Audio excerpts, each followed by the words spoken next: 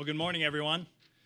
My name is Micah Aberson. I serve as the Executive Vice President for Sanford Health. We're an integrated healthcare delivery system based in the Dakotas and Minnesota. We have 45 hospitals in some 24 states. We run 250 long-term care facilities through our affiliation with the Good Samaritan Society. We're in 9 different countries, and every day we have some 50,000 employees that go to work with a focus on improving the human condition and taking care of people at their weakest moments, their proudest moments, their most vulnerable moments. Today's a special day for us, though. It's a day when we can sort of marry up our professional capacities with something that's personally of great pride to us, that sort of marries our professional duties with our patriotism. And we are absolutely honored to be able to partner with the Veterans Administration through the philanthropy of Mr. Denny Sanford and take care of the veterans of this country as a moment of sort of personal privilege. I'm the grandson to 2 World War II veterans and the proud son of an officer in the U.S. Air Force, and understand and grew up with a profound respect for what our veterans and the men and women in uniform do for our country. And so it's with that as sort of the catalyst for this partnership that we've really set out at Sanford Health, working with Denny Sanford and the Veterans Administration to move our soldiers from the front line of serving our country to the front line of healthcare. And so with that, it's my privilege and my honor to introduce the Secretary of the Veterans Administration, the Honorable Secretary Wilkie.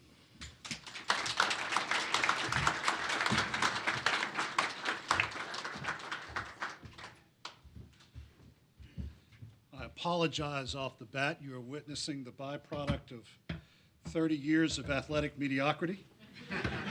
I attended Wake Forest University, where the football dorm is named after Arnold Palmer, which should tell you why there's been 30 years of athletic mediocrity. But anyway, it is a wonderful day. It is a wonderful day for veterans. Mr. Sanford, healthcare visionary, entrepreneur, philanthropist, you name it, he's done it. Thank you for your unspeakable generosity on behalf of America's warriors. Senator Moran, I've known many years. There's no more forceful advocate in the United States Senate on behalf of warriors, period, coming from a state where you don't have to explain service to anybody. And to Kelby Krabbenhoft, the CEO of Sanford Health, thank you. Dr. Vora. Dr. Vora works Duke University, Durham VA. I went to Wake Forest, so you know where I'm going to stop in giving him accolades. At VA, we take pride in the ground that we have broken on behalf of America's veterans through our research. We had the first liver transplant in the world. We developed the first implantable cardiac pacemaker at VA. We developed the procedures to combat cardiac arrhythmia. And what many of you may not know, those of you who are followers of the National Football League, and many of the stories in the last few years about the impact of concussive force on our American football players and our hockey players. I didn't know until I came to VA that research that you've all read about is conducted at the VA in Boston. I was pleased to tell my counterpart in Canada that I had a closer relationship with the National Hockey League than he did.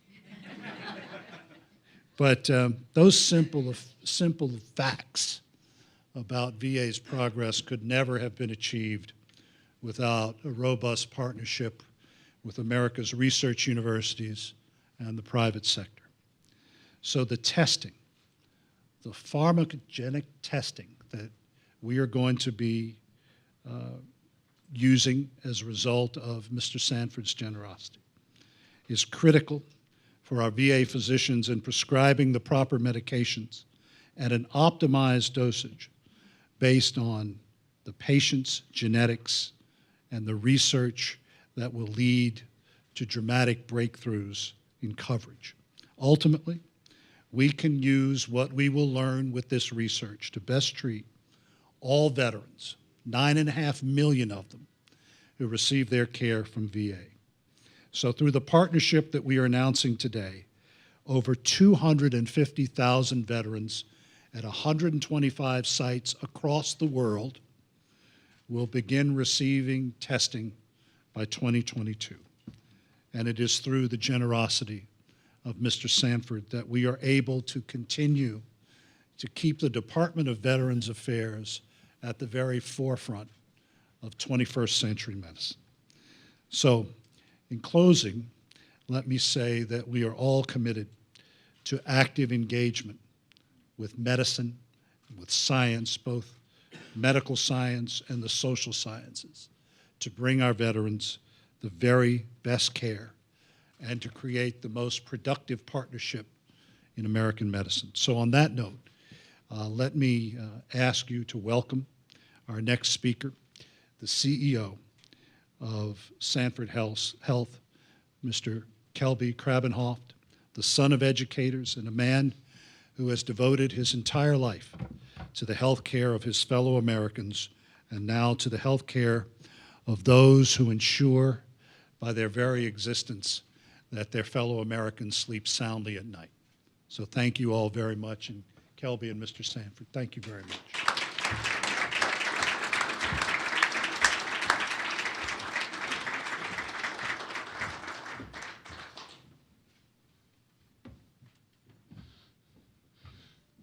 Well, I give great leeway to someone in a boot. We've both suffered Achilles tendon injuries. Those are devastating things, but my college actually never won more than 5 games while I played there, so I got you beat. And in terms of Wake Forest, was actually quite good if compared to my history.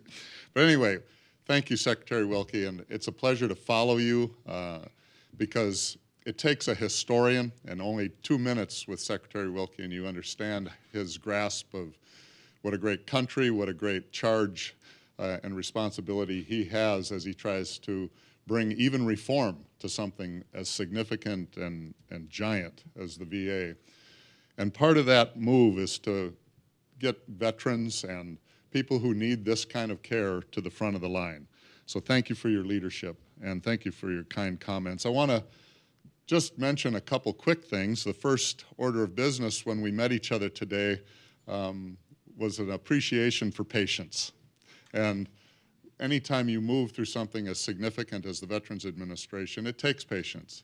And bringing public and private activities together in this country is a gauntlet of activity, and people have to form trust and respect, and that's been achieved here before we could ever even take our first steps toward doing something as significant as what we're talking about today.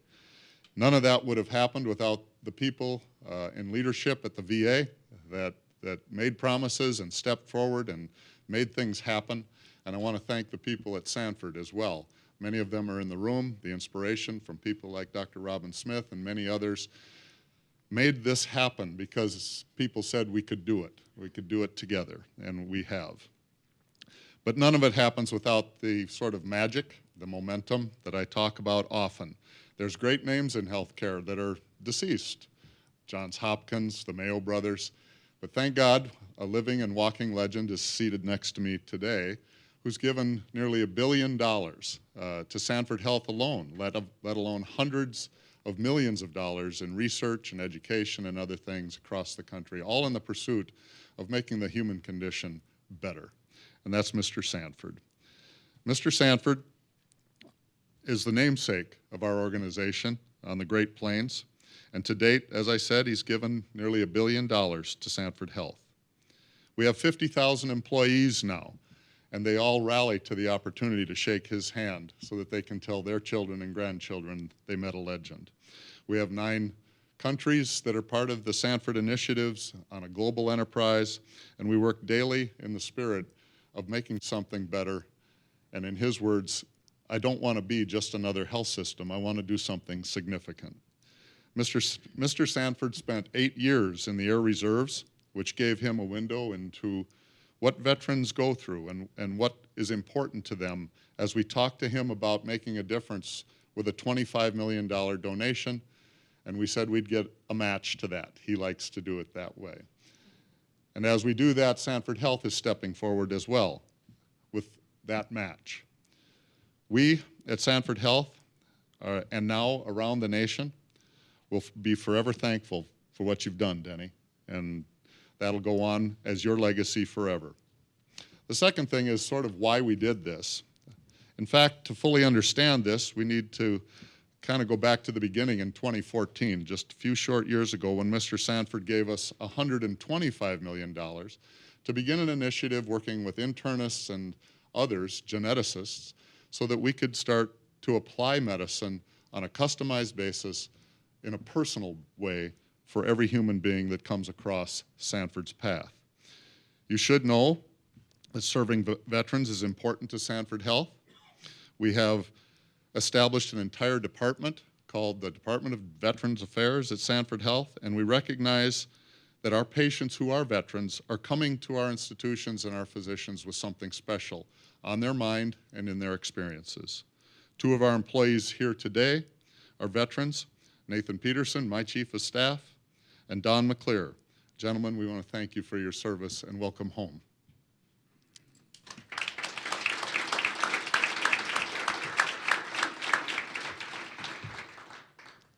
In Sanford, we think there is a single idea that the latest medical advancements really should be applied, as Secretary Wilkie has said, to a great history and legacy of an organization that has been putting veterans and the initiatives of medicine and the care for those individuals first. And we wanted to put veterans at the front of the line when it came to genetic theories and genetic applications for healthcare. So, as he said, 250,000, a great beginning. That's a big number, but on 9 million, it pales. We want to get off to a great start. North Carolina is the place to do it, and we're really excited to be working down there as oncology patients go through the arduous gauntlet of trying to find the right medicines to apply to their pain, their suffering, and maybe their cures. This is a natural way for Sanford Health to go back and to give back. This partnership with the VA gives the nation's heroes an opportunity to get personalized medicine. Every individual will respond to this medication process individually, and now we can define that for them as we go forward. Pharmacogenetics looks at a way for the individual's body to process all kinds of pharmacologic drugs so that they can become better and become healed again. Using this information, doctors can prescribe the right medication the first time and then get them on their way to recovery. After all, this is what our veterans deserve. This is why we found a home at the VA, a place to get to work with an incredible team to accomplish a great mission. Next, I'd like to bring up the leader in Congress who has brought so much inspiration to what we're doing with the VA, a friend, a member of the Senate from the Great Plains, and now part of March Madness, Senator Jerry Moran. Come on up.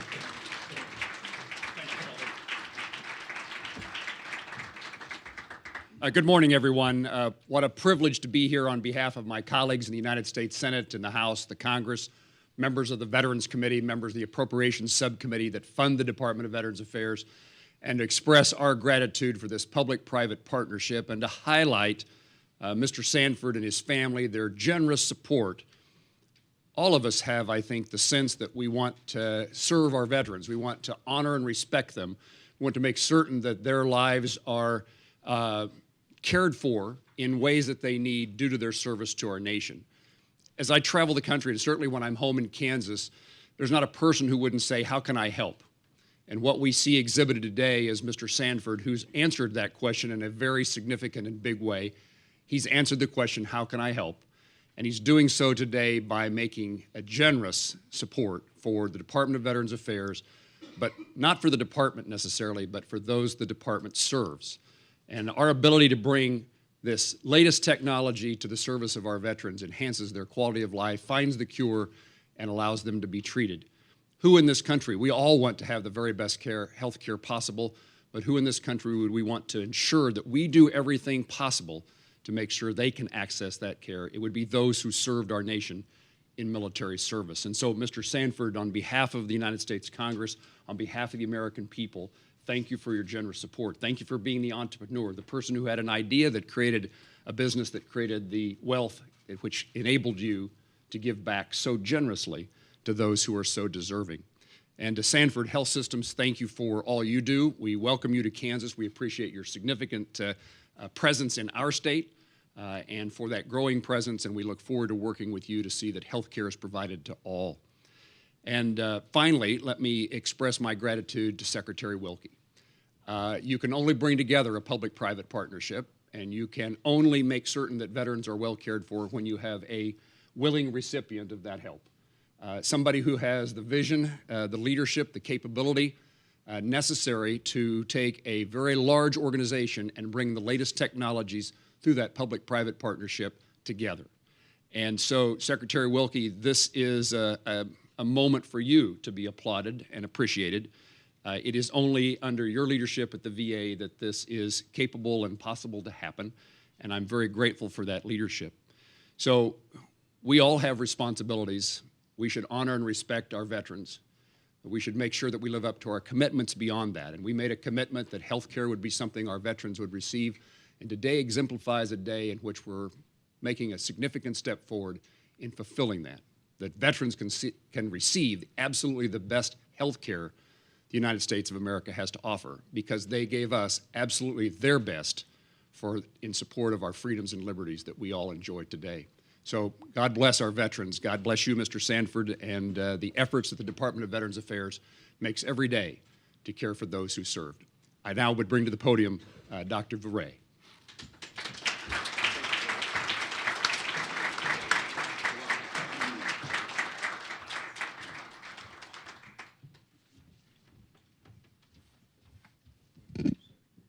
Good morning. I'm honored to serve as director of the VA Phaser program, which would not have been possible without the strategic vision or the generosity of Mr. Sanford and Sanford Health. Thank you to you all. Currently, healthcare providers do the best they can to make sure that their patients get the best outcomes from the medications that they prescribe with minimal side effects. As a physician, it's hard to predict exactly how my patient will respond to a medication that I prescribe. Pharmacogenetic testing has the potential to help providers make better decisions about medicines so they can prescribe the right dose of the right drug to the right patient. And until now, this type of specialized testing has been largely out of reach to our veterans. For example, one of my patients at the Durham VA came to us for chest pain due to blockages in his heart. In order to prevent future blockages, we prescribed a specific blood thinner for him to take every day, which he did. Unfortunately, just a few months later, he came back to us with more chest pain due to a new blockage. In order to better understand why he returned to us so quickly after his initial diagnosis, we performed pharmacogenetic testing and learned that due to a genetic difference in him, the blood thinner we prescribed was not as effective. As a consequence, his blood was thicker than it should have been and likely contributed to the new blockages he developed. Based on his medical history and in part the results of pharmacogenetic testing, we prescribed a different blood thinner, one that overcame the genetic differences within him. So far, his chest pain hasn't recurred. In another example of how pharmacogenetic testing can be useful, one of my colleagues' patients was treating her for anxiety and depression. The first few antidepressants that they tried, unfortunately, didn't work, and one of them, in fact, made her symptoms worse.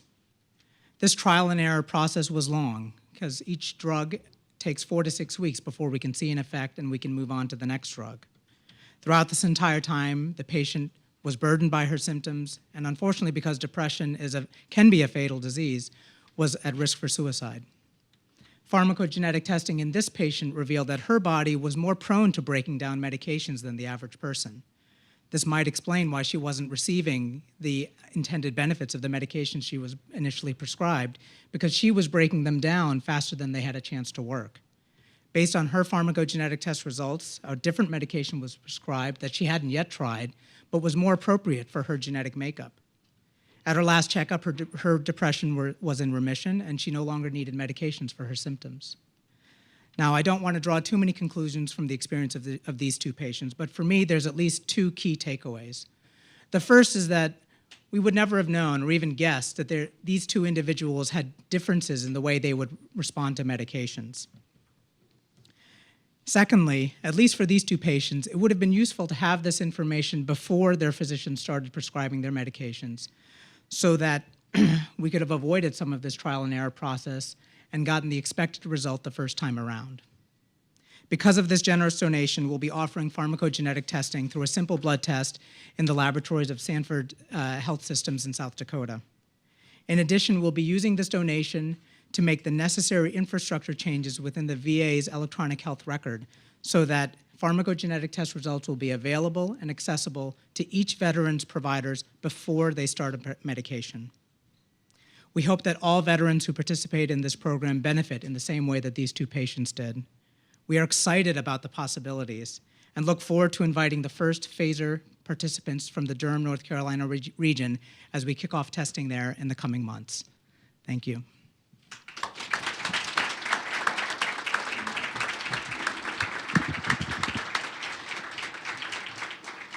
Well, thank you all again for being here. Dr. Vora, thank you for your incredible leadership in this and your skills as a physician. Senator Moran, thank you for your comments, your service to the country and to our veterans. Kelby, thanks for employing me, first of all, and moreover for your vision and leadership within healthcare. Mr. Secretary, thank you for your partnership. And Mr. Sanford, as always, you're an icon and an inspiration, and we couldn't do this without you, so we say thank you. Thanks to everybody for coming. This concludes our event this morning. We're going to escort our speakers off the stage into the back room, and then we'll have some individual media time available if there's members of the media that so desire. Thanks again.